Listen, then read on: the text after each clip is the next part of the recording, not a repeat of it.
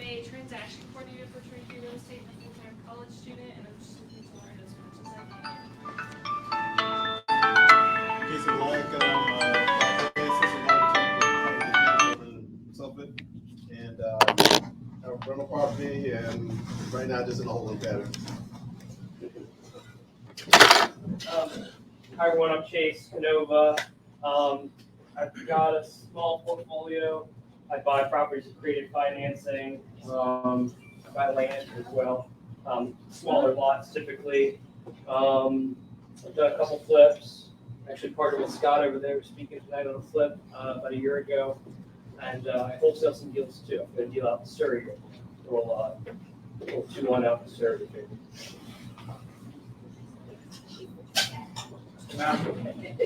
Yeah, I'm his dad.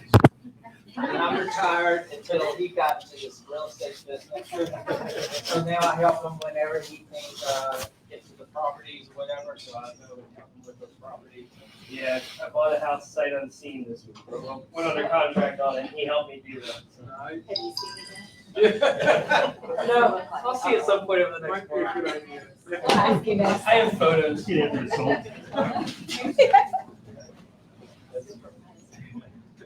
I'm Ethan Phillips. This is my girlfriend Danny. I attempting a house hack. It's my first purchase. Had it done in August. I've been tearing my back up ever since. Trying to learn how to be a construction guy and a plumber and all those other cool things that YouTube teaches you. So, and then by day I'm a database engineer over at Langland. All right, so before Stu kicks it off, I do have one question. Is anybody doing rent relief right now and having trouble getting their applications through? Anybody what? Rent relief with their tenants? Is it, it's already, Oh, sorry, in July. You pretty Yeah. much, we did put our app the- in May and still nothing.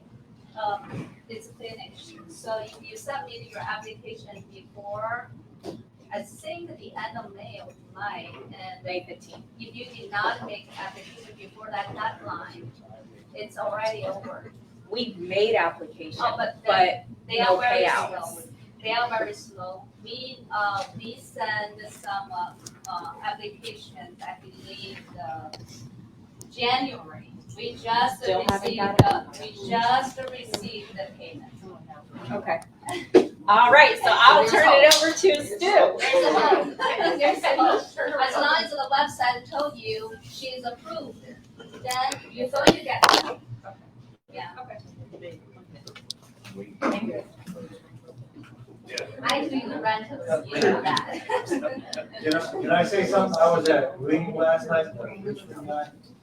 He has a whole lot of doors, and he said probably about half the rent relief people are still getting money.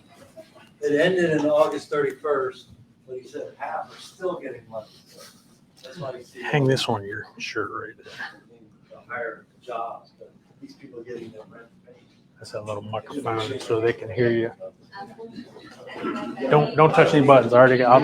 It'll yeah, right like that. Young Ken was Yeah, handed that'll work. that, and he said there's a federal program, it's federal dollars, so he's letting it burn for the internet. That's what's happening. So it's slow. It's basically what we're saying. 6-9 months to get everything taken care of. Yeah. well, Yeah. Right. The applications you can't ask for any more, but if it's in, they're still working it. People are still getting money. All right. You can still evict them. Just, yes, you can still evict them.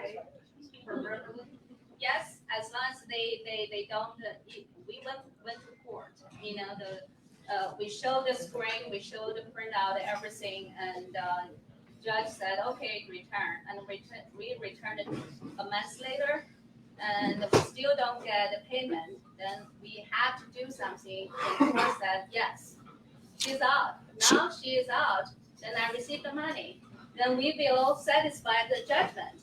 So you can do that, that's how. Ah, okay. Where is it? In Newport News, Newport Hampton. News? Newport Yeah. News, Hampton, this area, yeah, you can do that. Okay. For those of you that don't know me, my name is Stu Pollock. I retired out of the Army in 2010. Even while I was in the service, I had 2 or 3 rentals that we were running. Still got the first one I bought in 1989. So that'll tell you I like rentals. I try not to, unless I'm going to deliberately flip a house, I'll try to keep it and hold it. And I've got one that I wish that I had not gotten rid of because I was like 3 years from paying it off. But I needed it to buy a new house and kind of upgrade the one I was in. So I sold that house. Now, how many new timers do we have? First timers tonight? 1, 2, 3, 4, 5, 6. So first time. So how'd you guys hear about it? You heard from me. How'd you find out? Okay, broker manager. All right, friend. Thank you very much. I was hiring a property manager, and she told me I should come tonight. Okay. You were hiring a property manager. All right, good. All right, so you heard from her. Hey, guys, let me just say that a while back I had a speaker up here, and that speaker said, oh, my God, I'm talking. And there's a person in the room who's got like 40 years experience, and you're putting me up in front to talk. And, you know, I wish I did not, and just kind of got a little flustered. And I'm like, okay, so let me just say that tonight, these are do-it-yourself landlord people, and we're going to be talking in front of what I would consider a very high experienced professional in the room. Bailey you've been property managing for a long time. 10 years. And so tell us what happened in 2022. Also, so this is, if you have any questions, this is the night to ask. What was it? Property manager of the year 2022 from Virginia. Realtors. The Virginia Realtors. This is not Virginia Peninsula Realtors. This is the Virginia Realtors. Yeah. I was the Peninsula. Right. But this year is me, state Yeah, level. state level. I'm very proud of myself because I'm from Peninsula. The Right. whole other areas, they all have association, they all have a property managers. But I got this for us. Yeah, good deal. Thanks. And thanks for coming, Bailey. I'm happy to answer all these questions related to the landlord and tenants. That's what I love to do. Okay, so what we're going to talk about tonight is landlording, not property management. This is not about us managing your property, anything like that. It's about how myself and Scott, what we've been doing to manage our own rentals as we try to build our portfolio. Do me a favor. Let's flip through if you're new and you don't know about it yet, we've got a meetup group that we communicate with, and then we got a Facebook group that we communicate with. The Facebook is more of a back and forth. The meetup's just kind of where we track, RSVPs, how many people are coming. Let me announce a meeting and blah, blah, blah. Try and get a few more people to come in. Along with that, in the past, the PRIA had a sister landlord group, the Peninsula Landlord Group. So with tonight's meeting, I decided to fire that back up again. I did mention within the landlord group that we're going to meet with PRIA until we find out if there's enough of us in the room that really want to kind of branch out and do something on their own and really focus down on landlording instead of the whole gamut of real estate investing. So if there's anybody that, wants to talk about landlording and doesn't want to hear anything about wholesaling, flipping, and all the other stuff that goes along with it, then, let me know. Maybe we'll find another night and do the same thing and just focus on landlords.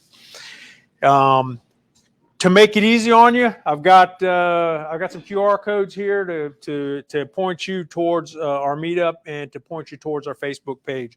This is the PRIA Facebook. It's not the Virginia Landlord one.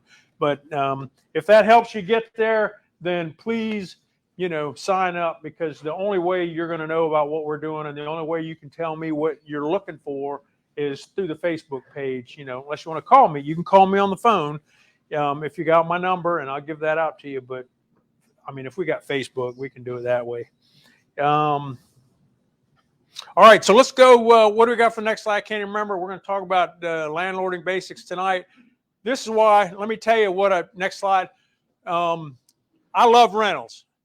I like buying holds. And the reason I like it is because you got 4 ways to make money. You're gonna earn, every time you buy a house, you're gonna earn 4 different ways. Everybody thinks when you collect rent and then you pay your mortgage out, whatever's left over you put in your pocket. Correct? That's cash flow. And that's good money to have, because you can go out and buy what I termed through my young life was, that's beer money, right? I can go out and I can buy something with it. I can go buy some beer. But what you're also getting that you don't see every month is your mortgage payments going down. So if you're putting $200 in your pocket, you're also putting $200 in to your mortgage, and you're servicing your debt, and your monthly your debt. You bought a house for $100,000, and you're chipping away at it. You're chipping away at it. Most mortgages are 30 years. So if you hold a house for 30 years, I know all you young guys out there, you're thinking 30 years is a long time. When you get to be my age, it went by like this. Get 5 or 6 when you're young. When you're my age, you got 5 or 6 that are just sitting there paid off. Then you got appreciation. Where's that come from? That stuff just happens. You don't even see it. Now, that's not money you can spend every day. Just like your debt service, you can't spend it every day, but that's part of your net worth. And when you get to be, when you're looking at retiring, that's money that you're going to have available to you to do what you want to with it. And then you got your tax benefits. And I'm not even going to try to explain that. All I know is, the houses are depreciating. You can write off your mileage to and from. If you got to buy stamps, if you got to, whatever you need to buy for that house, you can write it off. So you got a little bit of tax benefits, mostly with the depreciation. Okay, so next slide. This is what we talked about, cash flow. I like to think of my cash flow. What's my return on my investment? If I bought a house and I had to put $20,000 into it, and I make $200 a month on it, that's about 10% return on my investment, right? Because 10 months, always go 10 months, because you got 2 months you lose for insurance and whatever. But 10's an easy number. So that's $2,000 at the end of the year. $20,000 you put into it, that's 10%. The market's making 8 to 10%. So I'd be real happy with that. Next slide. Oh man, somehow you hit a button.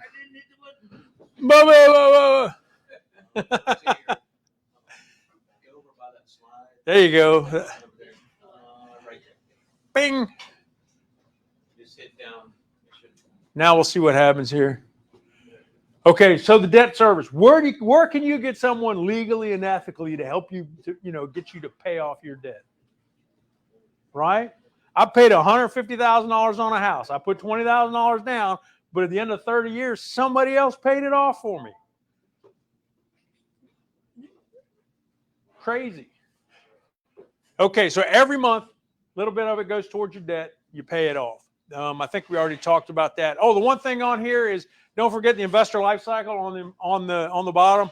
Buy things early, right? You're buying them early. Over the time, you're paying it off. You're putting a little cash in your pocket. But where it really pays out is later on in life, when you need the money, when you're not feeling like working, you got your retirement. And then if you really can hang on to it long enough, you can gift that to your kids. That's it. Someone says I'm a generational wealth earlier. That's what the generational wealth is all about. So if you can get to that. All right, so next slide. Some of these I kind of hit. Then you got your appreciation. Here's the cool thing I like about the appreciation in the buy and hold community. All right, so if I was to take $20,000 and put it in the stock market, what am I going to make on it? Nothing right now. Yeah, you're right. But if you hold it, stock market does 8 to 10%, right? So you just gotta, you're holding it, you're gonna make 8 to 10%, right? So if I put $20,000 into a house, now the house, single family homes appreciate generally 3 to 4%, somewhere in that neighborhood. Is that right? Looked all this up on Google, so I'm a Google expert. So that 3 to 4% goes. It doesn't seem like it's so great. Why am I putting my money into 3 to 4% investment when I can make 10 over here? Well, see, the key is over here you're getting 10% on your $20,000. On the other side of the house, you're getting your 3 to 4% on the whole house.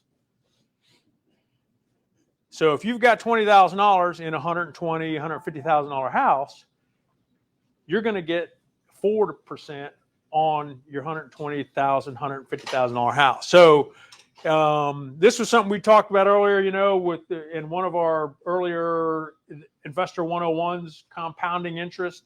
So the return on the investment in this instance is 39%, as opposed to 8 to 10% sitting in the stock market. So at 39%,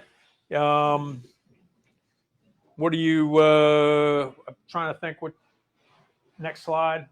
I think it doubles in, okay, this was my attempt. This is my attempt. I had my 4-year-old help me out. Okay, so 10% of your money or 4% of the value of a house. Which would you like? Okay, you like both. There you go. All right.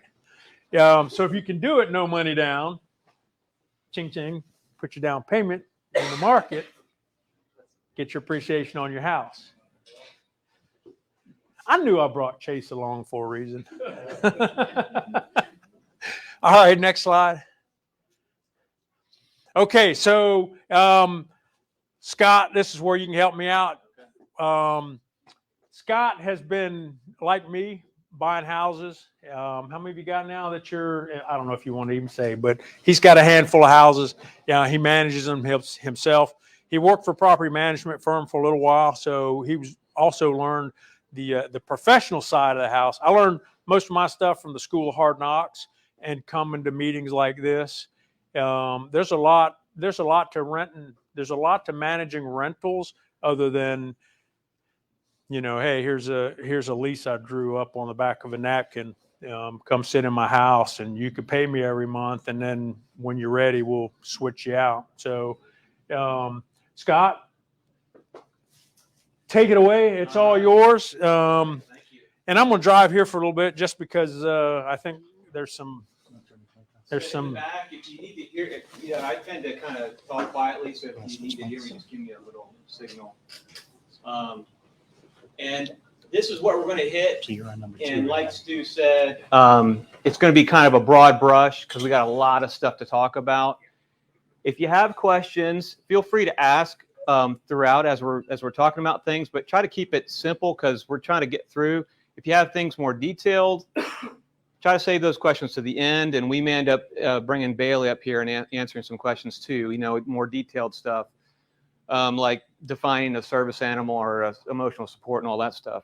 But I'm Scott Myers, as Stu said. I've been investing really intentionally for the past 7 years. I bought my first house in 2002. I still own that house. And I'm really glad that I never sold it. It's out of state, and I bought that house for $160,000, and right now it's over $500,000 value. So the thing is, I've had people tell me, "Oh man, the market's up, you should sell," but I'm like, I can't go buy another house for what I paid for that house if I sell it. So I can get a pile of cash, but then I lost my income and I lost this whole plan that Stu just talked about, how it's going to pay me over the next 30, 40 years. So that's why I like buy and hold as well. I am a realtor. I'm with EXP as well, Go EXP.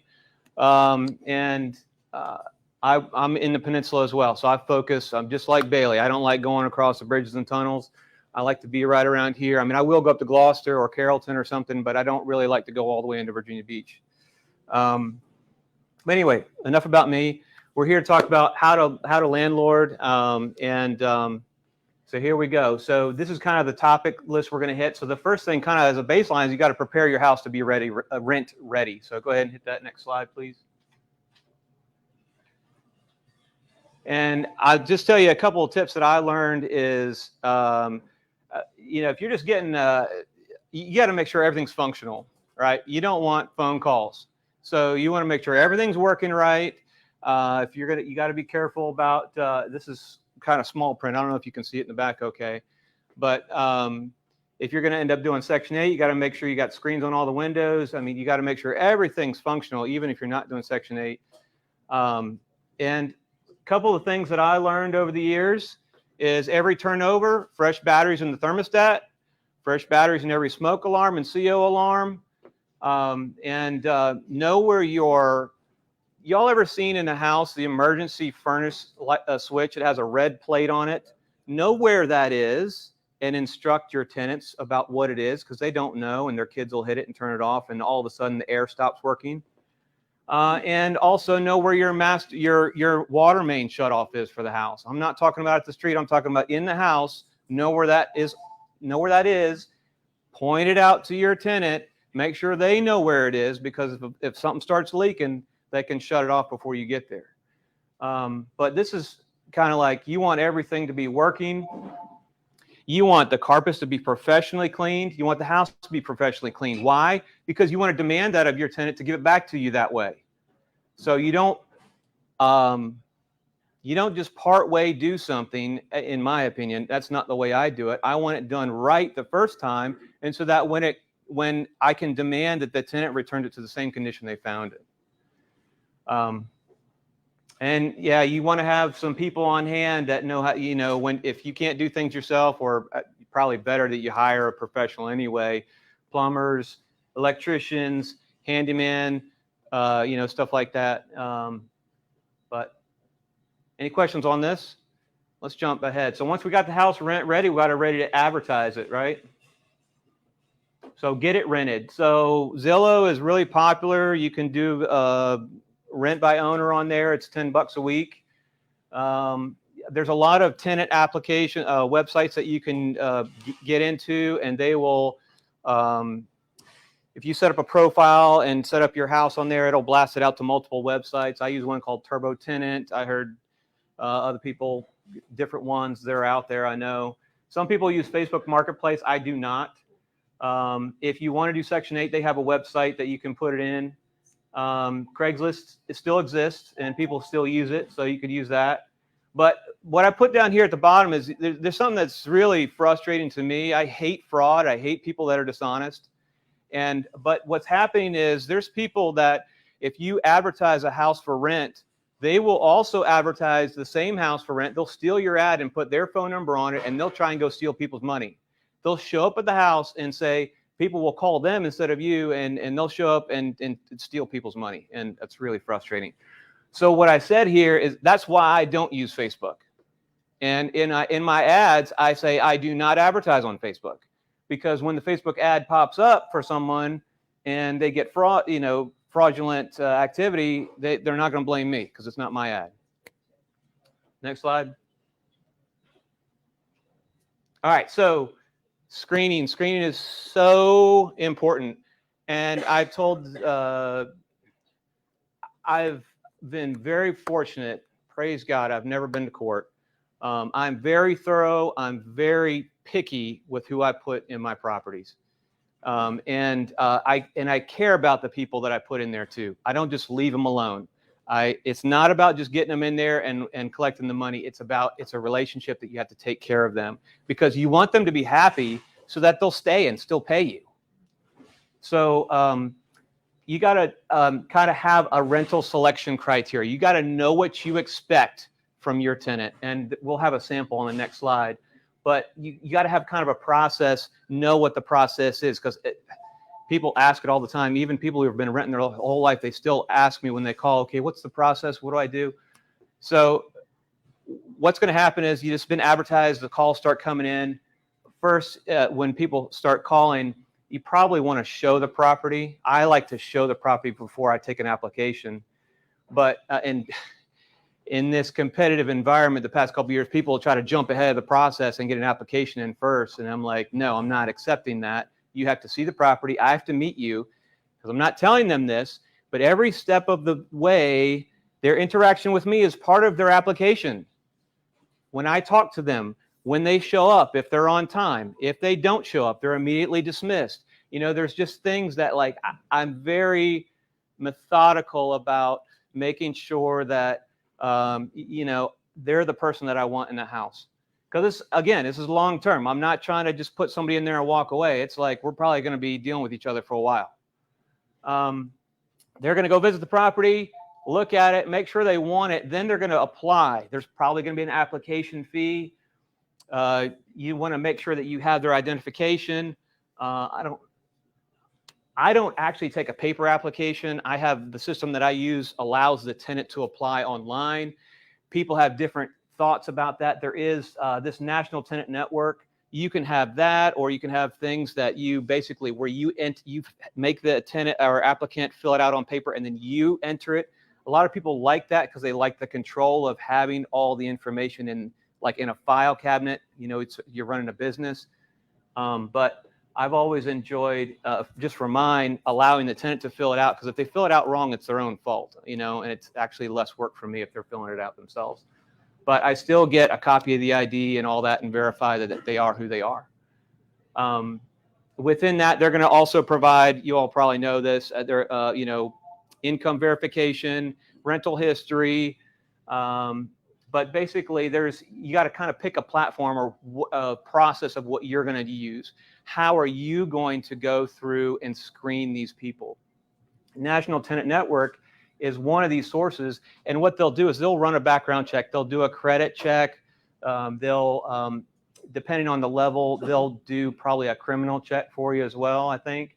I don't use NTN, but I know a lot of people that do. I think Stu uses NTN. And I didn't put this up here, but at this link, if you just go to like, what's the best software or whatever, apparently there's one called Number One First Advantage. I've never used it, so it's not an endorsement at all. It's just what popped up. Yes, ma'am. Is anybody use Zillow to screen their tenants? I don't use it. I wanted to hear some feedback, so I heard that. I don't use. So I don't know if anybody used Zillow. Zillow hasn't. Yeah, Zillow has encouraged people to create an application that then they try to persuade you as a property manager or the landlord to accept their application through Zillow. I don't like to do that. I will use Zillow to advertise because I think it's a good place to catch people, but I like to use my own software to do the application, and so it's a little bit more control. And I don't have any firsthand experience on Zillow, but yeah. I like it. It pulls, they fill their app out in there. You get a sort of a background check. You get their credit report. You can have them upload their pay stubs, their ID. So you get a lot of information. It may be the same thing that I get. I just haven't tried it personally. Can you go to the next slide? Yeah.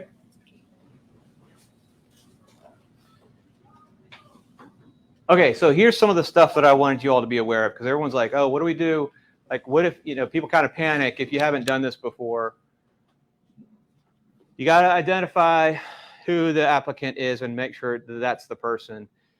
There are people out here using false social security numbers. There are people out here using fake pay stubs. There are people out here using fake stuff, and they think they can get past you. So you have to just be aware of that and be diligent.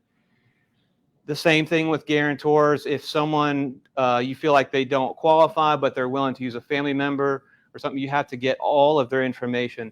The way that I do it is every adult, which means you're 18 or older, you have an application on your own to come into my property. If you're a child, that's different. You don't need an application. Obviously, they're a minor. But every adult, so if I have, you know, I don't like college roommates and stuff, but like I'm just trying to think of a situation, maybe a couple with a brother or something like that. All three of them are applying separately. You got to know if this is your first, second, third house, you're probably exempt from fair housing, but you got to know what the fair housing laws are, especially if you plan to grow in this business, because you don't want to be caught in any kind of suit of discrimination. You got to know what the protected classes are.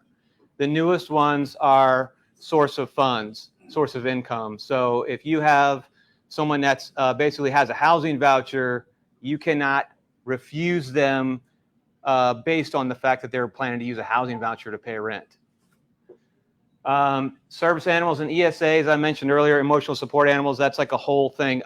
There's a company called petscreening.com that another big property management company down here uses. Do you use it? Okay. Petscreening.com, the thing is one of those, if you use it, I think you have to make everyone use it just so it's kind of a broad brush so you're not, again, no discrimination, but they will do the background checking and give you like a score for animals and stuff if you're going to allow animals in your property. But that's a big tripping hazard right there because people think they have rights because they need an emotional support animal and they have a horse that they think that they can have in your house or whatever. And it's not, I mean, some of it's legitimate, but a lot of it's just fabricated on the internet too. So you just have to be very diligent with that stuff. I was talking to a landlord yesterday, and I don't know how good this is or not, so maybe someone can chime in. But his rule about emotional support animals and service animals was, and again, I don't know the legality of it, but in his lease it said that that's fine, but the animal has to always be with the tenant at all times. So if they leave the property, the animal needs to be with them. Oh. Well, I don't know if that's legal, but I would definitely get yes, and an attorney. Well, yes, but this is not a nuance, but there was a Williamsburg meeting a couple months ago, and one of the property managers from, I think, Liz Moore, was speaking specifically on this, and she said there had been an update to the law. I wasn't aware of it yet, but she basically said you cannot refuse. Mini horse is included, and like it used to be that service animals had this higher treatment equal to people, and that therapy dogs and emotional support animals were way lower, had way less rights. And apparently, according to her, I haven't verified it, that's been changed. And emotional support animals, which you can do for almost any animal, is basically the same level of rights. I'm very skeptical about that, but she's a very knowledgeable person, so check it out because I did this. So Pet Screening did a presentation, and I attended it and went through their thing. And I tried to print they gave me the slides, and I tried to print them, but they're like small, so they're really like it's an eye chart. But basically, one of the things I wanted to share, though, because they go through all the laws and what the changes have been. But one of the things you really want to find out, just on that, and then we're going to move on, is what work does the animal do? that's only for service animals. Emotional support animals don't have any tasks that they have to complete. Okay, so see, this is where it gets really muddy, and that's why I don't want to get spun up on this. But Bailey, about the service animal can only be dog. right? Else, That's yeah. Only be dog. Yes, that's true. But It's hard. emotional support, yes, it is. Service, yeah. It is. It's a service, yeah. So Because like a CNI dog or whatever. Service animal can only be dog. But emotional support animal can be all kinds of animal as long as they are have some document. You can get online. Yeah, exactly. Yeah. But Virginia has a law regulating that. So our requirement, if they bring me some out of state online service provided them saying they have this rabbit or cat as a emotional support animal, I would not deny. However, as a landlord or the property manager, I do have my legal right to request the second opinion. So I will ask them, go find a local doctor, write me the reason why you need this emotional support animal, why you need 2 or 3. Each animal performs what kind of support regarding this support. But if the animal is obviously a zoning violation. So zoning violation, they have to honor the law. So if that's your HOA regulation, they have to accept that. So it can't be an emotional support Can be, but it has to be approved. within the zoning or the HOAs? Yes, HOA has to accept it. The Okay. mini horse can be there if you can. Yeah, horse if they have legitimate document saying they do need this emotional support animal for So- Let me stop it right there. This could be a whole week-long discussion, okay? We're not going to talk anymore about animals. Let's just keep going. I knew it was going to spin out of control. We can sit around and talk about that afterward if you want to. But where you can get hung up on that, why it's a legal pitfall is if you say there's no animals in my house, you got to be aware of what you're saying and what somebody's going to bring to you and says, well, I'm exempt and you have to allow me to do that. So I'm just saying there's a pitfall to be aware of there. That's all I'm saying. And then you got to be ready to decline an application. And what are you going to say to that person in your messaging of how you decline them? You got to be ready for that because it's going to happen. And you got to be careful with what you say that you don't cross some of those fair housing laws that are in place to say that, oh, well, trying to think of a good example. Yeah, well, I can't, you're denied because of you have a Section 8 income, or you're denied because we didn't want an older person in the property, or whatever silly thing that you would say that could get you in legal trouble. Next slide. All right, so this is just a sample rental selection criteria. I didn't write this. Some of this stuff's pretty good on here, but again, this is kind of pretty small print, especially from the back. I don't know if you can read it all, but a lot of people use like even people used to use this income 3 times the rent, right? This is like a really popular thing. Well, the problem with having that, if you have a Section 8 tenant and they have to pay a portion of the rent, then your 3 times is based on their portion. So if their portion is only $100 a month, then if your qualification is 3 times the rent, then that means they only have to have $300 of income a month. Be careful with how you write your selection criteria and know what you're saying. Does that make sense? It does. Okay. Because I've on this one, a lot of people use the 3 times rent, and you can hear it almost anywhere you go. 3 times rent is what you need to be able to afford something. Whenever I've got a Section 8 applicant, though, I really don't look at the 3 times rent, because I know that Section 8 is going to put them in the category. The Section 8 is going to. Here's how Section 8 works. Again, we could have a whole night on this. Section 8 says you're authorized a 1,500 or a 3-bedroom house. They find a 3-bedroom house for $1,500, and then Section 8 looks at their income and the family and everything and says, okay, this person can afford $400 out of the $1,500. So to the landlord, they send a letter and says, we accept your rent reasonable at $1,500. We're going to pay $1,500. So it's going to be $400 from the tenant and $1,100 from Section 8. So at that point, every first of the month, you're going to get $1,100, and then you're going to have to fight for the other $4.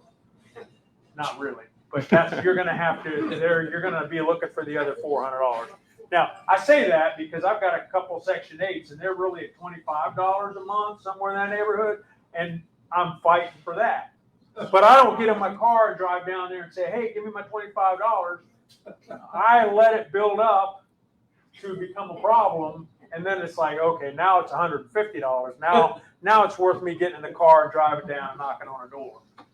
That's my flaw.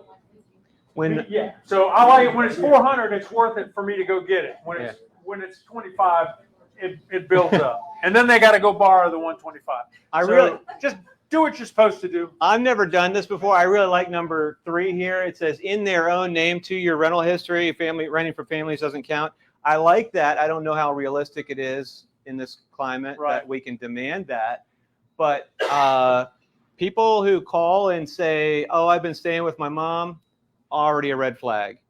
If someone says, oh, the landlord's selling the house and I need to move, red flag. I'm telling you, there's things that you just learn, you pick up from people, and the stories that the tenants tell you, they start to be the same stories all the time. So you just have to kind of, so some of this selection criteria is going to develop as you continue renting houses and kind of, it's just kind of like a lease. We'll talk about a lease in a minute. And, you kind of like, you figure out you got a good lease, but then you run into a situation, you're like, oh, I need to add something to my lease now. And you kind of start building those things in. The idea that I think we're trying to get across on this one, have your criteria written out Yeah. so you know what it is. Here's the problem that I have every time I'm renting a house. I get 3 people to walk up to my door. I look at the first guy and they go, man, you need a haircut. You're a jerk. And then I look at the second one and I go, you're a nice looking person wearing nice clothes. I like you right off the bat. And then I get a third person and I don't know what to think about them, I'm letting my personal feelings get in the way of the fair housing.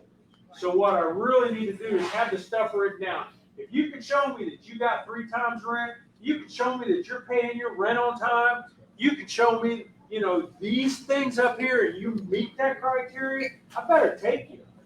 Because if I don't, I'm asking for troubles because I'm letting my own personal biases get in the way of what what I should be doing. And everybody's got personal bias. I'm not trying to, come across as some bad guy. We all have them. And you got to get over it and follow the laws and follow the rules and don't, you've got to follow the laws. And so if you got it written down, it's the same. Somebody calls you to court, you can say, this is how I do it, Judge. And he didn't do this right here. And people will call you and ask you what's your criteria. When they call you and ask you for the criteria, tell them exactly what it is and then lose their phone number. I'm telling you, to me, that's a red flag. If you're asking me a bunch of stuff like that, you're trying to fix. Here's something that I learned. You don't see it as a professional property manager, but there are people out there that prey on us. They prey on the mom and pop landlord. Yeah. And when they see something come across Zillow and it looks like a mom and pop landlord, they're going to start asking you questions. They're going to be like, mom and pop landlord, I got it. I'm going to pay rent for 2 months and then I'm going to stop. So what? We have a people, call the office asking, beware, fair housing agent can call you and ask you if you have this or not. If not, you're going to have trouble. Right. Yes. You should have this and know what your answers are and be consistent. Well, that's the thing. It helps you with the consistency because you can have 17 renters that go just fine, and your 18th says they were racist or I'm deaf and whatever their thing is. Right. And if you can go back and go, look, all 18 have this same worksheet that they had to fill out and answer all the same questions, then you were consistent in your applications. If you don't have that, then you messed up. So something I don't know. Oh, okay, well, it is right here at the top, truthful and process. That's my number one. If somebody lies to me, they're immediately disqualified on anything. And I tell people that because they will lie. And I tell them, I'm going to find it out because I check everything. And when I find out that you lied, you're immediately disqualified. There's no law against that. And you're going to eliminate a lot of people. But like if you like dealing with people that lie, then there's a lot of them out there, but I don't. What's up, Jason? So do you have, or does anybody have any recommendations as far as, I've heard of score sheets or something where you score to kind of show fairness and. I mean, like if you had your criteria, you could put a tick mark maybe, and then you could add them up, but it's more so like, and I say a criteria, it's like you got to hit everything. It's not like some of it, it's like, it's all got to match. Well, that's your first come, first served saves you there. Because if your first two are disqualified and number 3 meets the criteria and number 7 meets the criteria, but for some reason you find yourself scoring number 7 higher, don't do it. If number 3 meets the criteria, they were before number 7, you should take them because they can come back around and say, well, they didn't pick me because of some bias. Yeah, the first come, first serve thing, we can talk about that at the end too, because that's a pitfall as well. And there's a lot of property management firms that are advertising homes, and they're kind of playing tricks about how they show them and whose application they look at first, or that's not really We haven't really looked at the application. So we'll talk about that later. I want to ask Bailey. I don't know. As criminal history, can you discriminate against criminal history? Only relate to your rental business or threatening to your neighborhood where they are living. So you cannot other criminal like the use of marijuana or the drugs. Of course, you can deny. But traffic, you cannot. It's really there is something. I have to pull out the wording or sentence from the code. Yeah, so that way it's much clearer. So Yeah. it's only directly related to your business and the impact of your business. Yeah. Okay. You can.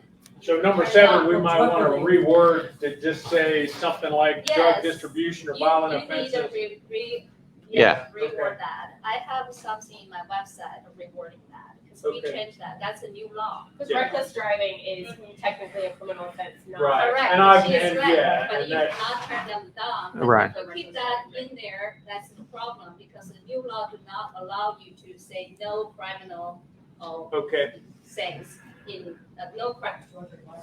We do not accept that anyone without a criminal records. That's wrong. Right. You cannot say that. Right.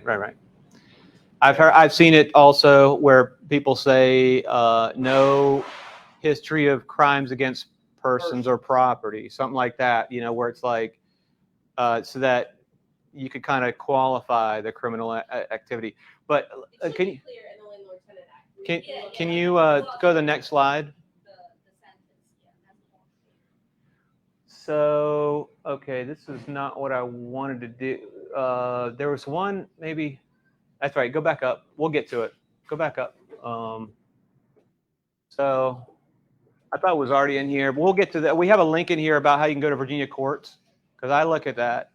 And what's really important when you go to the court, anybody can do this, is public record. If someone's been convicted, they have judgment on themselves for evictions, but also just other criminal activity, you can go in and see that, and you can do statewide search. And so where it gets tricky is, I guess, if someone's moving here from out of state, then you got to figure out how to research their background. But in Virginia, you can pull it up. You can narrow it down by county or city, so you can kind of get when they put their rental history, and if they have family members, and you kind of figure out where they've all lived, then you can focus on those counties and cities to check their background, and that's public information. I'd be more interested in checking the civil court docket and Yeah. looking for eviction. Yeah. And judgments against the criminal. Well, yeah, but you can get both. You can get both. Yeah. So next slide. All right, so we talked about a lease. So Stu recently found out that VPAR, the Virginia Peninsula Association of Realtors, you can just go on there. You don't have to have a password, and you can just download the lease. So if you don't have a lease, you can go there and or do a Google search it, I guess, or Virginia Realtors. I've got I got the link up there. It's a link from Virginia Realtors, actually. So it's the Virginia Realtors lease, not VPAR lease. Right. You go to the VPAR site maybe to get it. And then the other thing you got to know about is a couple years ago they started the requirement of this tenant rights and responsibilities. They update it every year in July, and it's a 3-page thing. The last page is a signature where you sign it and the tenant signs it, and it's basically a review of everything. It's kind of, to me, it's a frustration because it's stuff that we already have in our lease mostly, but it's just kind of reinforcing that the tenant knows what they're supposed to do and they know what their rights are as well, so that they're not being taken advantage of. I saw that as a summary of the Virginia Residential Landlord Tenant Act. It's just it's the tenant's rights and responsibility. I think it's state of the Virginia landlord and tenant rights and responsibilities. So it's got responsibilities for both in there. What's the latest date? Is it 22 or 21? 22. They have a 22 one. Yeah, this one's Came out 22. July 1st, so they have an updated one. Yeah. So you Right. have to use the updated one. Yeah. If you happen to sign these a few years ago, your lease did not include this Virginia tenant rights and responsibilities, but you need to evict them, you have to serve this first. And this is To make sure they have it. on the court. This is It part has of to be yes, updated. right. And this becomes part of the, if you do an eviction, like she's saying, I did a 5-day pay or quit this month, and it has to be a part of your letter. So when you say, hey, you owe me this month's rent plus a late fee, and I need it in 5 days, or I'm going to go file you for eviction, then you need to have this document with them. And it's just a Google search. Just the page is there, but you can Google search it. That's how I got to it, to find the link. It's not hard to find, but it is supposed to be with your lease. So, so like Bailey said, if you had rented a property before they started requirement, you're supposed to add it at a renewal. So if you're renewing a lease this year, you got to have the new one. It's just kind of the CYA. Keep it in the file with the lease. And then they also, there's new, I don't know if it's nationwide law about smoke alarms or if that's just Virginia, but you're supposed to do a smoke alarm check every year. And there is a certification form, which basically just says that you've gone through and checked them all. The short line is that every smoke alarm is supposed to be either 10 years old or less. And it's supposed to have fresh batteries. And they do sell, not in stores, but you can buy online, imitation smoke. So pressing the button just says that the button works. But if you have fake smoke to make sure that the sensor is picking up smoke, and that's how you certify that's working properly. You can buy that online. Here's an idea. Here's an idea what I do. I print off those forms, so when I go do them, you're supposed to keep one for yourself. You're supposed to send one to the tenant.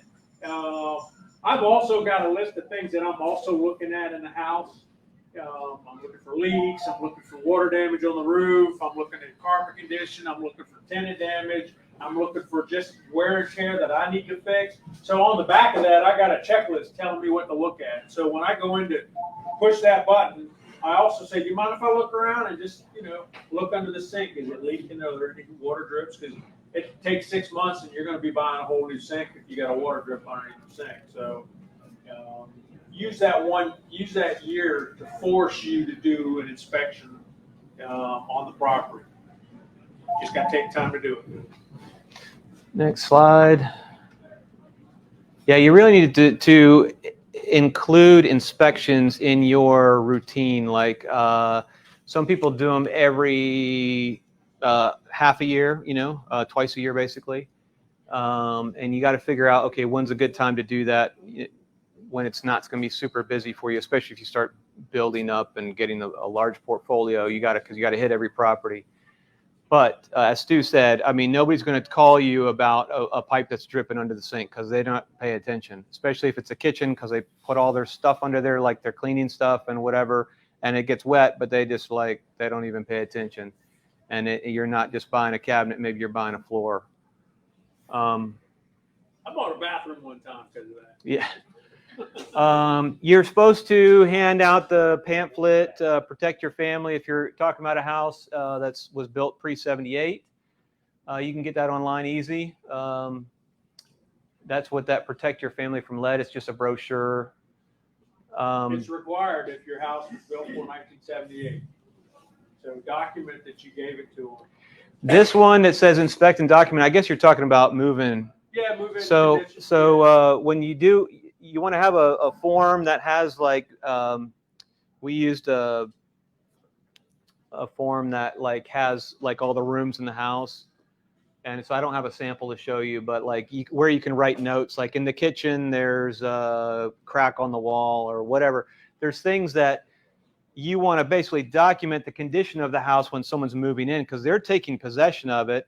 And I always tell them, I give them the form and say, hey, you can take a few days and fill this out because whatever you put on here is the condition of the home when you moved in. So you're not going to be blamed for it when you move out. And we keep that form because when they do move out, that's what we compare it to. Yes. The CYA on that is have a rule that if they don't return it within a week or whatever, it's assumed that the property Accepted. is in exceptional condition. And have pictures yourself because when you end up going to court, if you don't have a picture of how it looked beforehand, then it's harder to argue your point. But if you've got pictures from beforehand and you've got pictures afterwards, that's easier. Good. Next slide. All right, so people are moving in. We just talked about the move-in inspection, which is at the top there. If you're doing Section 8, they have their own inspectors, and they will require the inspection before the tenant even moves in.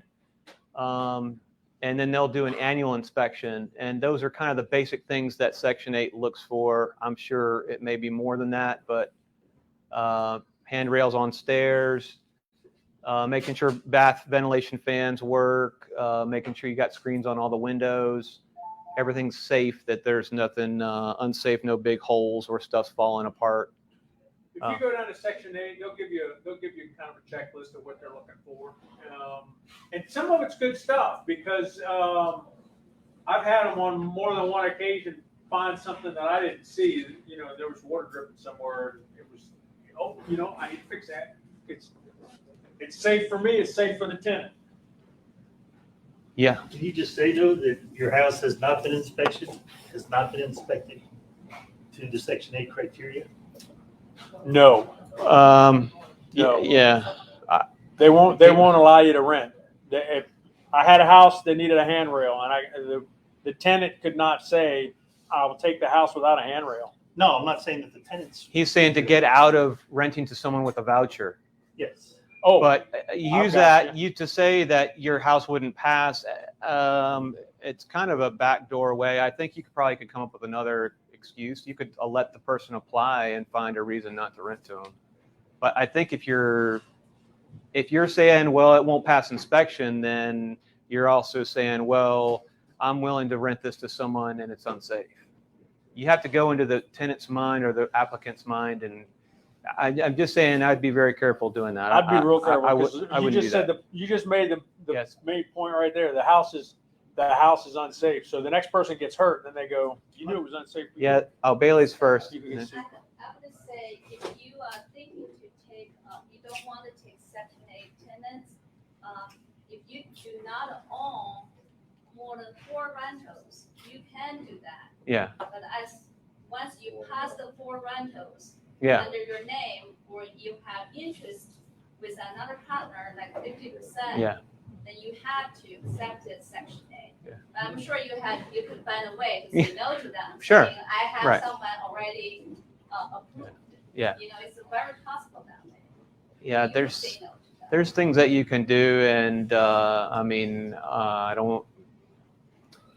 You know, you can pick up on people, the way that they talk, and when they're calling to inquire about the home, and you start asking them, you want to have some questions that you ask them. I don't think we put that in the slides, but like when people start calling, you not only want to have your rental selection criteria, but maybe you form some questions that's based on your selection criteria, and you start asking them questions. You answer a question about the house, you ask them, well, tell me about your history. Why are you moving? Well, you know, what's going on, you know, to just kind of get some, and you can find out a lot of stuff, and I might know pretty quickly that I don't want to rent to someone, and I can make an appointment for them to see the house or not, you know. So it's just a matter of You still qualify them same way. However, the only difference is they are using a voucher. But if they don't meet other criteria, you can still say no. But you cannot just say no before you even go through criteria. Yeah. Does that make sense? Yeah, exactly. Yeah. You have to give them an opportunity, and you can't make it out like you're disqualifying them over the phone. That's what you don't want to do, because then it's like a red flag, and then they'll go, yes, sir. I'm on the south side, so I really don't come over this side because I'm on vacation or something. Come to Priya. Yes. There's a whole new world for me over here. Anyway, do we have to have a requirement for the city to inspect the property? They do in certain areas. They have highlighted areas that they're trying to make sure to get rid of the dilapidated homes and certain rentals that so they have an inspection. Yes, sir, they do. And it's a matter of we could talk about that for a night too, because I think we've had their inspectors come actually to Priya in the past years and talk about what they do. It's very similar to Section 8.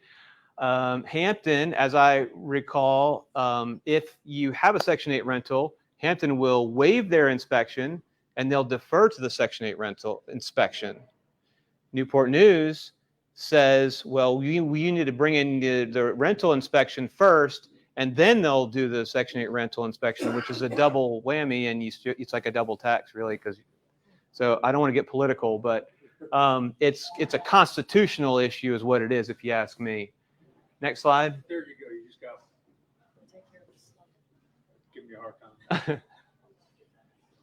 All right, so accounting, I like to just use a spreadsheet. Actually, I use Google Docs because it's cool. I can get on there anywhere I want. But there are softwares that are designed for rentals. And if you're a big time property manager, you might use AppFolio or Propertyware, Buildium. But there's also free stuff online if you want to look into it. I'm kind of old school. I like to create the spreadsheet myself, and I don't have that much where, I mean, the big time property manager software, it does a lot of automation. And so it's cool because they'll have like tenant portals where people can do work order requests, and there's all kinds of stuff that they build into that stuff. But if you're kind of small time, you don't really need to spend that kind of money. You got to keep track of your expenses, and you got to, here's something that's not, I don't think it's on there, but I recommend that everybody has a separate escrow account where you hold your deposits, because that money is not yours. When someone gives you a security deposit, it's their money, and you have to give an accounting at their move out of if there was damages, and you have to give a line by line of what those damages were and what it cost to repair them, and give them basically the balance in return. And so that money cannot be used or touched, in my opinion. I'm pretty sure that's the law. While that person lives there, it just has to be kind of held off to the side. So just I would advise everybody keep a separate account for deposit money. We're not required to pay interest on that, right? In Virginia? Oh, no, you're not required to. There was a time when we were. Yeah. Since the bank's not giving it bills, right? And I mean, I say that in the lease too, say that you're not going to pay interest on their deposit. And then you outlined in the Virginia Residential Landlord Tenant Act. One of the good things about owning rental property is as you get to depreciate it. So down here, you want to file a Schedule E, in your taxes, you get to itemize all your expenses, that things that cost you money over the year, and you can depreciate the home. It's like, what, a 25-year term or something like that? 27 and a half. And it's just like, that helps you every year. So that's a good, there's so many different strategies to invest in real estate, but this is why the hold strategy, when you own the property and it's your property, you get to do this stuff. Next slide. You got to talk to a CPA. I'm not going to get too in the weeds on that expenses, but okay, back to inspections. We talked, I mentioned earlier, like you want to do this. Some people do it quarterly, semi-annually, at least once a year. You want to get by the property. I mean, I drive by the properties, but I'm talking about going through the properties and look under the sinks and just kind of keep an eye on making sure there's nothing falling in and that it's a safe place. And I think that it kind of goes hand in hand with what I said earlier about, keeping a good rapport with the tenants and making sure that they understand that you're coming by not to spy on them and not to be angry about something, but more so you're provided to making sure that the house is safe for them and you're identifying things before they become a problem. And you want to keep a cash reserves for, you're going to have a water heater bust. You're going to have stuff that just happens. The air quits working. You got to call a repairman. And if you got to replace a whole air system, you're talking thousands of dollars. So it gets easier if you have more, because you have more cash flow and stuff coming in. But I think we talked about having a list of people to call on when something happens. Yes, sir. Does anybody use like American Home Shield or repairs? I hate home warranties. I hate them, and I'm going to tell you why. There's a lot of people who like them, and if you're that person, that's cool. But I hate them because as a property manager, when I was working for the property management firm, we had 100 and some properties. You probably have more than that. And so what happens is it's an extra stakeholder in the process, and it's an extra delay in the process. And so if there's a problem, especially when is the air going to break? In the middle of the summer. And so you have a tenant who is in a hot house with no air, and you have to mitigate that for them. Well, the warranty company doesn't care. They're going to call the cheapest person on their list, and that person is going to get there in a couple weeks. And when they get there in a couple weeks, they're going to say, we need to order a part. That's going to take 30 days to get here. And then by the time they actually get the part on, it's still not fixed. So it's just like, I don't think it's worth it. You might have to do your own math on that. I want to say they are not a renter-friendly program. They are certainly serve for the homeowner. If you're the owner, you have that program for your home. That's wonderful. But once you are running this rental as a business, they're not really friendly to be someone you can rely on, especially as he mentioned, that's the same experience we have. And we recently have another case, even ridiculous. The same plumber, our vendor, also the warranty vendor, sent him to fix a leak behind the washer and dryer. And the plumber specifically was instructed by home warranty company, you cannot remove the washer and dryer. Oh, so he can't even get to it. How can he do the service? Right. So it's just like, to me, well, I better not say that. So I just think that it's just not, I don't like home warranties. I don't like home warranties. It's just red tape. It just elongates the process. It adds extra steps to get anything done. So if you were, to me, it's like if you basically, people do a home warranty because they don't want to have a big expense. But how much does it cost you a month?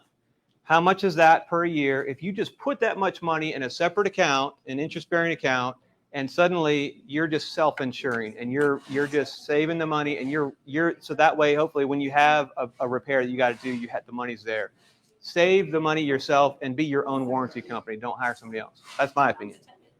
So it seems like if you're a small renter, you can appreciate most major expenses within the first year without having to appreciate over a longer time.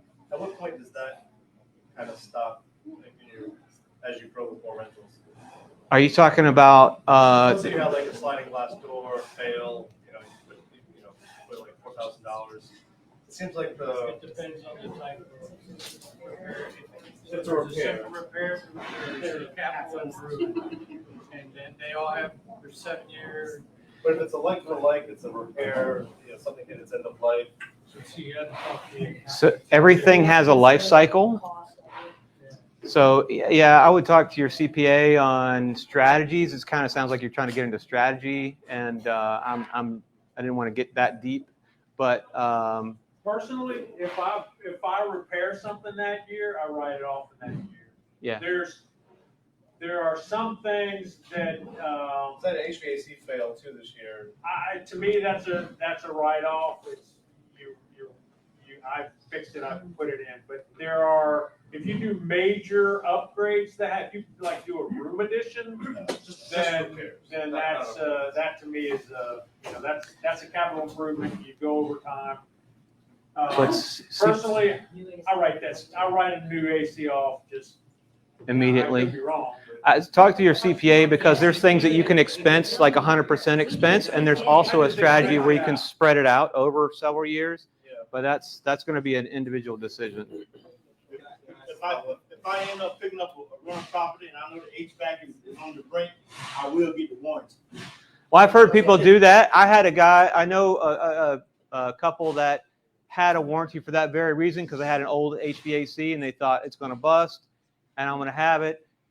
And what I told him was this, because he was talking about hiring a property manager.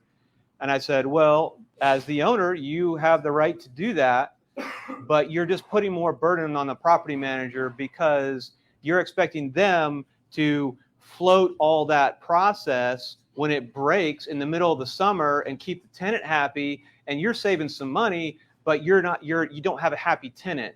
And I'm all about keeping the tenants happy because I want them to stay and keep renting, because every time they move out and somebody else moves in, I got turnover costs. And if they're unhappy, they're going to abuse the house, and then I have to do more work to it. That's just my philosophy. Everybody's got their own look to it. It's your, I get it. You're trying to save some money, but I don't like them. Sir. So I asked about American Home Shield because I use it. Yeah. It's a nightmare for my landlord. Okay. I appreciate you admitting that. So I had a refrigerator go out. Yes. It took them 3 months to get it right, and then just decide to replace it. So I got a brand new refrigerator. It didn't cost me anything, but the process was dragged. 3 months and an unhappy tenant, and yeah. It was a headache. Is there some type of one-stop shop thing? I know you said final was a contract. Is it just one company you could push the button for everything? Like A property management company. Property management company. Yeah, yeah. You could talk to Bailey about that. I mean, that's what people don't like to spend the property management fees and stuff. And every company is different. I know that some companies charge lots of different fees for different things. Sometimes it's just a flat percentage of the rent. You just have to. Every company's different, so you got to ask. Interview several and figure out which one's best for you. So I have Yes. a tips to share. If your HVAC system or your hot water heater, they are older, I recommend you to do the turn up in the spring every year, because that can save you the prices in the hot summer or cold winter. Your machine down and you have to pay the hotel and pay the replacement immediately, which is cost you a lot of money. So we always tell the owner, if you can try to turn on hot water heater, HVAC system during the springtime so they can last longer. Give it a better time. They went there, they do the turn up, they realize this is something really need to be replaced, and then you have the time to order parts or do something instead of during the winter time. Tune up is good, and so we have use somebody who will come by like twice a year, spring and fall or whatever, and they'll keep an eye on it, and so they'll kind of give you tips on how is it life, how close is it to the end of life. And just talking about that, if you have the money to spend, it's better to go ahead and buy an air conditioning system in the winter because they might have more supply on the shelf. Prices might be down a little bit. And, you might, if you get to a point where you got some properties, I don't know, it may be too difficult with HVAC, but like some people get to the point where they have stuff on hand. You start to kind of get an extra refrigerator, you got to have an extra dishwasher on hand and stuff, and so that when it happens, it's like just pull it out of the garage. All right, anything else on this? We can go to the next slide. How are we doing on time too? Because I've been talking for a while. We're almost there. All right, this is pretty much it. So handling problems, dealing with people not paying rent. All right, late fees. I think that the common fee is 10% of the rent. However, what's changed is now you can't just say it's 10% of the rent flat if they've given you a part of the money. Now you have to say their late fee is 10% of the unpaid rent. So that's what's different now. You got to be careful with that if people are paying you in increments. We were on a 14-day pay or quit, but now we're back to 5-day. That's good. So what that means is if somebody's not paying, you have to give them a notice, and it's 5 days. It's like, okay, it's basically we're going to start the process. There is if you're going to go to court, you're going to need an unlawful detainer. And just for fun, if you've never seen one before, I have a copy of one. You can come up here and look at it. This is what you fill out at court. And that starts the process. Just be aware that start to finish to get somebody out, you're looking at 45 days, ballpark. This is where we had the link for VA courts. I guess that's to pick up the form for the UD, but there's also a link for VA courts to do the search history for criminal and civil. If you just take from the slash forms off. Yeah, there you go. Hey, one thing on that, you can fill this in. If I remember correctly, they want this thing to be typed. Certain cities. You go to Hampton, you can sit down, you can write it in nice and legible and all that. You go to Newport News, they want it typed. So I live in York County. It's a I fillable drove. PDF. Know that they want it typed. Do it on the PDF online because I drove all the way down there and stood in line, 5 people ahead of me, got all the way to the front. The lady said, "Oh yeah, you're in the right place. This thing needs to be typed out." You can all the way call the back clerk's to York offices. Because you can call the clerk's offices because some of them will take stuff faxed or emailed. Some want it hand delivered. Some want a wet signature. Some will scan or email it. So just call the clerk's office and ask them. Some won't take it if you didn't know how to do the fillable PDFs and all your boxes are grayed out. They're like, no. So I mean, just call. Right. Call them, figure it out.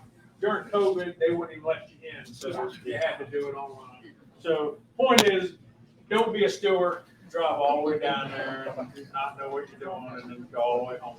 There is a process if it's not about rent payment, but there's a lease violation in there. Maybe they have extra people in the house, or they have an animal that's not supposed to be there, or there's different things. You can send them a 30-day notice, which gives them an opportunity to comply, to stay. But if there's illegal activity, I haven't run into this. I haven't executed this, but apparently there's no notice required. You can just start an eviction. Yeah. So I have heard that actually I went to the Chip Goldstein thing. I think you were there at VPAR, and he talked about if the property is unsafe or yes. Unsafe and unhealthy or whatever. He said 2 things. And the neighborhood, something is threatening the neighborhood safety and put the neighborhood in the risk. Threatening, so you can start immediate eviction. Still gonna take you a while. Yeah. The other thing is, you don't have to renew the lease. So when you're up for renewal, you don't have to say you're going to let them stay. I think it was in here somewhere. Maybe I skimmed over it, but I always do a 60-day notice before the end of the lease so that if they're planning to stay or leave, and then that way you can start getting a thing. There's different strategies. I will totally show a property before the first tenant moves out. I will show it to new tenants because with permission, of course, and proper notice, but if tenant A is moving out, I don't wait till they're out. I say, you give me notice that you're leaving, then what we're going to do is we're going to make the house really clean so that we can show it to someone else who's going to move in right after you move out. And the incentive for tenant A to keep it clean for those showings is, number one, I'm going to squeeze all those showings into like one time block and to make it really as minimally inconvenient for tenant A as possible. But if it's really clean and sharp and nice, then we're done. We get somebody right away and we don't have to keep showing it over and over and over.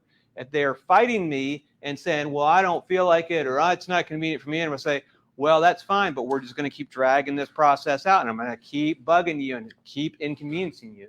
So, but the whole bit about renewing the lease is some people like to go month to month after the first year.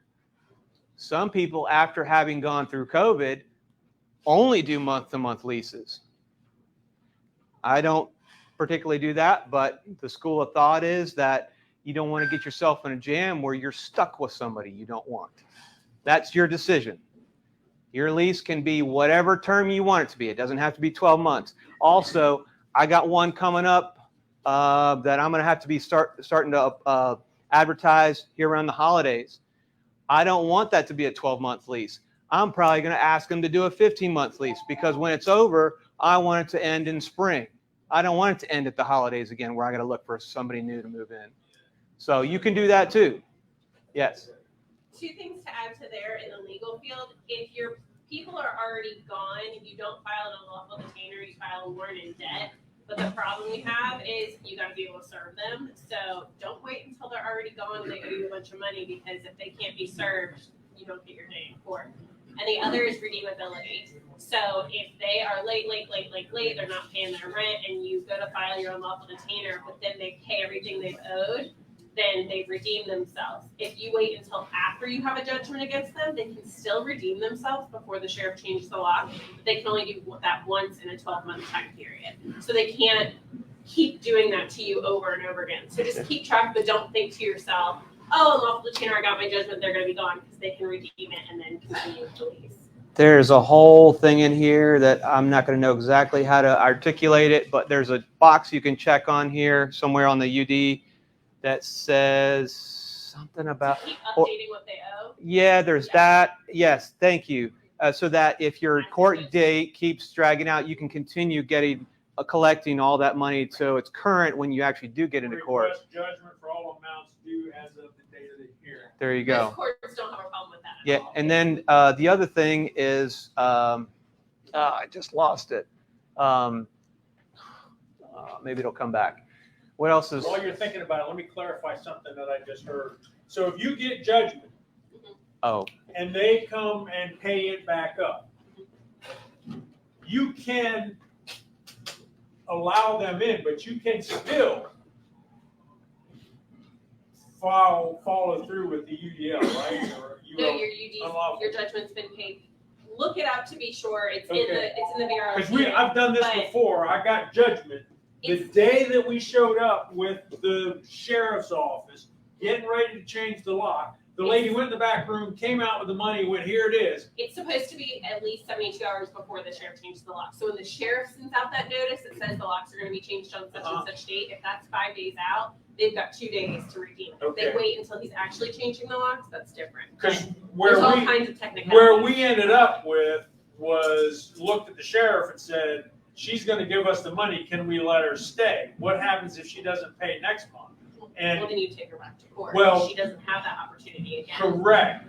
But then you already got the right of possession. Correct. That's You where we're don't at. need I've to already take got a her. possession. I can call the sheriff's office. I don't Exactly. have to go to the You don't judge. take them to I just court. call the sheriff's office and say, Correct. boom, you're out. And Yes, I can do it well, you're- anytime in that year, within a year. Exactly. Your Yeah, writ of that's where- possession lasts you a certain amount of time. I'm not sure if it's a whole 12 months or if it's 6 months. it might be I 6 think months it's now. 6 months. Six. If I'm Yeah. not wrong. Yeah. I That was writ of thinking what possession- you said, the 12 months. I think It used to be The 12. Now 12 it's a 6 months. The writ of possession lasts you Okay. 6 months, but their ability to redeem only once in a 12-month period. Right. Okay, so what's really important, in case you're just catching bits and pieces of what this conversation is right here, this unlawful detention, when you get a judgment, it's not just about the money that you're owed, it's possession of your property. Because when someone signs a lease and you sign a lease, they have legal possession of that property from the dates on that lease. So if they're in compliance with the lease, they have possession. So going to court is not only trying to get your money, it's getting your legal possession back on the house. And there is a thing that you can do that says that even if you get judgment for possession, you might allow that tenant to stay, but as they continue to pay rent, you say accept rent with reservation. What that means is that you still have the right, you're still holding the legal right of possession. So you're allowing them to stay and give you more money, but you can, if it goes south, you still have that possession where you can force them out. And that with reservation should be in your lease anyway, as far Yeah. as accepting late rent and all of that too. So Yes, ma'am. if you go to the court, you get a judgment, you should receive immediate possession, but doesn't mean after court, you can have Right, the no. locksmith and meet you there and No. change the lock. You You have gotta- to wait a sheriff. The sheriff has to It's issue the 10 notice. days Yeah. Now, however, because we have so many evictions, the 10 days extending, and then maybe 15 days, maybe 20 days. And But the holidays law and is weekends. supposed to be 10 days. Let me just say this too. If somebody's late on their rent, send them the 5-day pay or quit right away. Because it's a 45-day window. And it shows them. Don't being wait. decent. Don't let your tenant say it's coming Friday, Yeah. and then Friday rolls around. They got another excuse, and they talk to you in another week, and then I've got somebody doing that to me right now. And I was like, you know what? The law, Virginia says I have to do this. I know you say the money's coming on Friday, but you know what? I got to give you this letter. You know, when it comes on Friday, then the letter goes away. You've done your part. But I'm sending you this letter because I ain't losing another 5 days because you got a good excuse. I've consulted with so many tenants, and it's very different when you're talking to a tenant that's like, I've lived here for 6 years and I always pay on the 10th and blah, blah, blah. And when you talk to somebody that, I was 1 day late and they sent me a letter, you gotta show them you mean business, and hopefully you'll never have to. Right. Even, yeah, as long as before the court day, the tenants show up, and you can still call cancel, you know? Yeah, and You can cancel, and but you you don't don't send a always 5-day serve permit and not on file time. your local detainer. Yeah. You can send a letter and then not file. I mean, Yeah. you can do what you want, but to a degree. You should start the process because you can always stop it if you want to. Yeah. But they also, when you Can you give hit the them the next court slide? date, somehow or another that money shows up right before the court date. Don't Yeah, forget nobody to wants to collect go the down that. filing fee. Don't Oh, yeah. forget collecting the filing fee, which is you cancel the court, you cancel the eviction, you collect that. I always, because you're gonna pay a filing fee for this. Yes. It's $45, $50, something like Your that. lease must including attorney fee, guys. If you don't including that, that could be a trouble. I have an actual question. not- Okay. Go ahead. So I saw recently, I went to an auction down here for the first time, Uh-huh. and all over auction.com, there's occupied properties, don't bother the tenant, blah, blah, Yeah. blah. And I thought, I'm not interested in an occupied, place. But then my husband was like, well, I mean, it's a built-in tenant. People that are doing buy and holds might be interested because if you know at least what they're paying in rent, you take over the home, and now as long as you know that what they're paying, does anybody do that, or does anybody? I don't like inheriting tenants. Right. I like screening my own tenants. Right. Well, And I mean, if- and if their lease but- ends within a year, or that you might. They may not have a lease, and you got to go through an eviction process to get them out so you can do something with the house or cash for keys or something like that. You may get a better deal But- though, Yeah. because there's a tenant in there. One thing I'm just gonna add, I just did my first eviction, so I'm not a professional here. Totally learned a lot doing it. Your pay or quit that you write up way before court is very, very important. Because the guy right before me went up with his, and the judge said, "Sir, I'm sorry, we can't use this." He's like, "You're gonna have to resend a pay or quit with the minimum required verbiage from the state law." So pay or quit's important. Which Yeah, we includes talked the about tenants. Yeah, that. we did. We did. We are Notice. Chip Goldstein. Notice very important. What's in there? Yeah. Yeah, if you don't have the required information in there, and then that court gonna throw you out. It's just kicking the can down the road, though. I mean, if they're not paying their rent, you send them the notice, you wait your 5 days, they're still not paying, you send it again, you file your next thing. But in the meantime, when you're not paying your mortgage, they're not, or, you're having to pay the mortgage and they're not paying the rent. I'm going to wrap up. We're almost done. I think we've said all this, but I'm just going to hit it real quick anyway, because I guess maybe the slides were out of order. My mind is confused, but like I said, I plan for a 60-day notice to before the end of the lease. I have like an alert for me to make sure I email the person to find out if they're staying or not. I do have specific move-out instructions that I send to the tenants that are planning to leave. And it includes all the things that I expect them to do, like professionally clean the carpets and professionally have the house cleaned, because that's what was done before they moved in, and it has to be returned to that state, or it's going to come out of their deposit. But when you're going to also schedule the, it says out process here, I call move out inspection, like near their final day.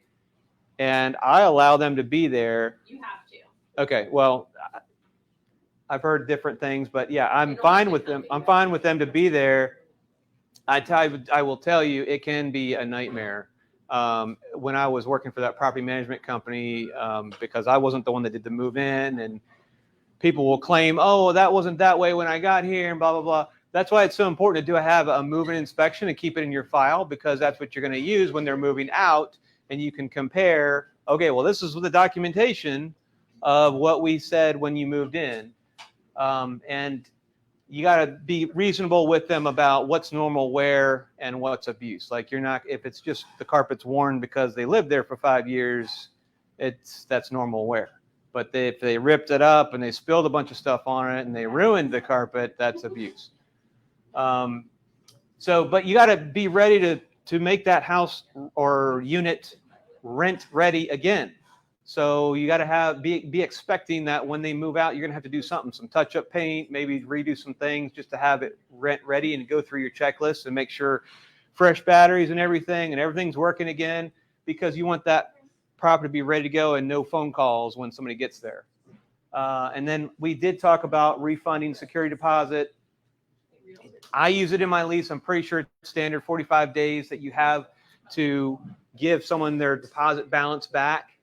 I make sure the utility bills are paid, and then all the damages are line by line. I explained that before, and have receipts ready and pictures to show that if they want to fight about, oh, well, it wasn't that way. I document everything in the condition that I found it and what I had to do to fix it to put it back into rent ready status. I got a question about Yes. that. So I had a tenant move out that pretty much tore my property up. Wasn't there for the move out inspection, so I didn't get a forwarding address. So I don't know where they are. Has anybody had to trace somebody down? Well, here's the thing: is the law states that you have to make a reasonable effort to find them. If you send them some kind of notice through a text or a call or an email, you should have all that information, and they don't respond, you've made your reasonable effort. That's how I look at it.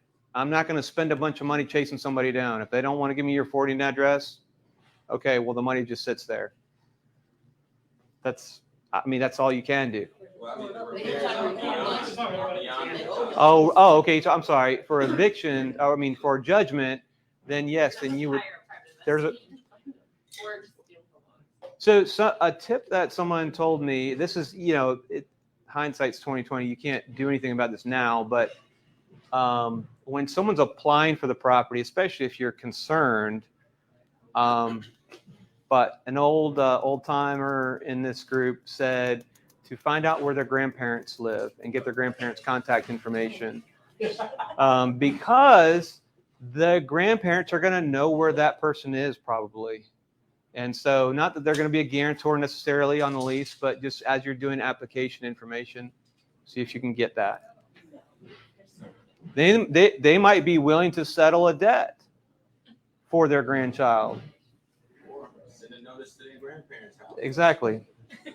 So anyway, do with that what you will. But as far as chasing somebody down for money, I don't know. Yeah. Hire the collection company. Hire the collection attorney. Or a PI. Yeah, if you do. Once they serve with the notice and the court gets the process back that they were properly served, then they have notice of the court hearing and there can be a judgment against them. But you can't squeeze blood from a turnip. Yeah, you may not get it. You can order garnishment, and so like if they go to get yeah, but yes, which could happen. But like if they're have someone that has a stable income, you might be able to get a little bit off of garnishing income. In the case we hired attorney to do the collections, and if you know where they have the job, this law firm can track them, garnish their income. But you gotta have their bank account. When you have an application, make sure ask a bank account, like a routing number, account number. We ask all these applicants must have that. If they don't have a bank account, routing number, account number, we're not going to take them. So why you need that? And they always ask me why I have to provide that information. I would not explain. Right. I just said because everybody doing this and you are required to do. If you want to apply my home, that's my requirement. You don't like it, walk away. Right. So why I need that? Because I need garnish in case they don't pay me. Right. So that's a good trick. But you don't do it yourself. You have to have someone professional to help you to garnish. And we've been successfully collect unpaid judgment and monthly. And I remember there's it does. But over a year, after 1 year maybe, they start getting the income. And then they're The gonna get their payment. tax money first, and Yeah. the parent will get their child support money next, but you might get your money eventually. Yeah, depending on it's Let me get the next worse for how much debt, you Yeah, know. that's it. You make your evaluation. That's why you don't wait until they've done it 16 times in a row. You go ahead and send your 5-day care notice right in the beginning. Get them while they still live there. It's almost 9 o'clock. We talked about a lot of stuff. I mean, again, it was just kind of skimming the surface. Skimming the surface, man. Well, Hey, let me say, thanks, hey Scott, thanks a lot for that. Let me tell you this though too, and we should have said this. I think this is where you were headed up front with your conversation. This list of topics that we went through tonight, we could spend an entire evening talking about each one of those. So this was kind of an overview, a lot of information tonight. The other thing is, we gave you a lot of information. So if you're looking to become a landlord or you are a landlord, managing your own properties is a doable thing. There are things you need to know. And I would tell you the first place to go is the Virginia Residential Landlord Tenant Act and read it. Because if you read it and follow it, and it gets updated every year, but if you read it and follow it, that's your Bible. That will literally tell you how to manage rentals and what you can and what you can't do, and what your responsibility and what theirs is. And if you look at a lease, before the leases that I've been using, I go down and I look at them, and my lawyer wrote it, and I'm like, you know what? This is exactly what the Virginia Residential Landlord Tenant Act says. Why? Yeah, exactly. Where do you think they got it? So you don't need to pay a lawyer. First of all, you can get it online. You can get all this information online. And the links are in the briefing. So if you go back and look at it, it's online and on the Facebook page. If you want to know what the links are, I just found it by Googling it. So I can help you out. I can send it to you, but it's not hard. It's not undoable. If you need to file an unlawful detainer and get your property back, you can do that. Don't be afraid to jump in there and do it. First time I stood in front of a judge, I mean, I had flutters going. I had all kinds, because I saw people the same thing. This isn't right. Go back, start all over again. I'm like, man, I hope I don't do that. But you know what? You learn so much by doing it yourself. You can pay someone else to do it, which is really good. And when you get 25, 30, 40 houses, you probably want to do that. you can go, if you're scared of the judge, you can go to court and just sit there and watch the hearings. Yeah. Yeah. Different counties are different too. Like I feel like Hampton's really landlord friendly, Williamsburg's really tenant friendly. Like, yeah, the judges are different. I'm gonna kind of wrap it up. I'm gonna let you officially wrap it up, but I just want a shameless plug. I'm a realtor, and I'm not a legal property manager, so I don't have a broker's license yet. I'm working on that. But what I can do is I can list your property in the Realtor MLS. It'll charge you 1 month's rent. But what that does, in my experience, is you tend to get someone that's a little bit more professional and probably a little bit more financially qualified because they've hired a professional to help them find a home. So depending on the property and what it is, you might just want to advertise it yourself. That's fine. But if you would like a professional listing and try to get a more professional tenant representation for a tenant, then I can help you with that. Good deal. I have an idea. I just thought of, but most people do a year or more lease, right? And it's really hard to find short-term rentals that are like not weeklies. Brian does a lot of new construction, and new construction doesn't always happen when you think it is. So there's all kinds of people that come and are building their house and need a place to stay short-term, but don't need a full year, or they need 9 months or 3 months or whatever. So if you're just dipping your toes into this, you might consider doing shorter-term leases with somebody who's like building or something like that, and that'll get you used to, okay, this didn't work in my lease, I can, rewrite it for the next one or something like that. There's all different ways to do it. Darla over here has done room rental. You had a rooming house at one time. So she. Recommend everybody go check out MrLandlord.com. Yeah, there you go. MRlandlord.com. learn all kinds of good stuff. Yeah. Yep. So you can do. I've done room rents. I didn't really like it that much. I kind of like the furnished rental type thing. You can do that for corporate rentals. There's like the traveling medical Traveling nurses. professionals and stuff that need shorter term, like 6 months, whatever. You got a lot of different opportunities there as well. I think what's been easier for me and what I've enjoyed is the traditional rentals, which means I rent an empty unit and the people bring their own stuff and live there. That's just worked out for me. But there's several different styles. I haven't really tried short-term rentals like the Airbnb stuff. I've wanted to. I think there's certain properties that can do very well with that, but it's a hospitality business. It's totally different than landlording. You gotta be really careful with zoning, because if you're serving food, if your neighbors get mad. Yeah, it's a nightmare. The cities are trying to prohibit it. They got the hotel industry in their pockets trying to lobby against it. And I don't know what the newest laws are, but they're trying to pass laws that prohibit people from doing it because of parties and stuff like that. But I mean, there's ways to make money with it, but it's a different business model for sure than just landlording. All right. With that said, let's stick around and network. 1 and 2. Want to remind you, I'm trying to set something up. I think I've got it all set up. But next month we're going to be talking with Andrew Miskovich. I don't know how many of you know him. He's been coming for quite a few years to Priya. Started out as a buy and hold kind of guy, and he's kind of delving into the apartment scene.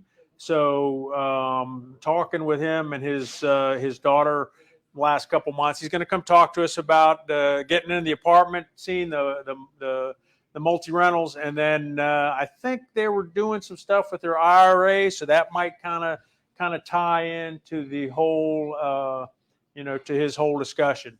Now, with that said, before you go, one more thing I want to remind you about. December, we generally have an evening where I leave it kind of wide open for you to tell me what you want to hear about in the next year. So start thinking about what you want to hear about next year.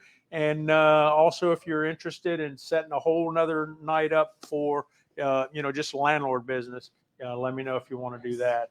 I'd like to keep building this up into, just to get it a little bit stronger before we completely disintegrate into 2 different organizations. But I think there's enough interest to do a landlord even also.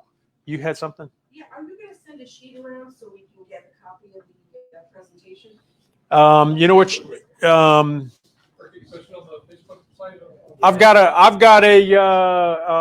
got a notepad up here. Just come write your name down. I'll send it to you. Yeah, I don't know if I mean this whole evening just went on Facebook. Well, there we go. Say hi. Say hi, everybody. I probably should have put that up front. We're online. Okay, but you can watch the whole thing again if you want. But if you want me to send you the slide deck with all the links, come up here. I'll put the notepad right here. Because just flip it up one more page. Because I'll happily send you the the slide deck. Because really, there's a lot of stuff in there that it took me a few years to figure out, and there's also documents in there that the Virginia has just recently started asking us to do. So, with that said, thanks. Stick around, network. I'm going to stick around and get some ice cream. That's what I always do. My belly needs more. I thought you were looking so Thanks, Bailey. Thanks for coming. Good. That's a good night for you to come make the first night. Oh, yeah. Sure. There you go. And yep, that's exactly it.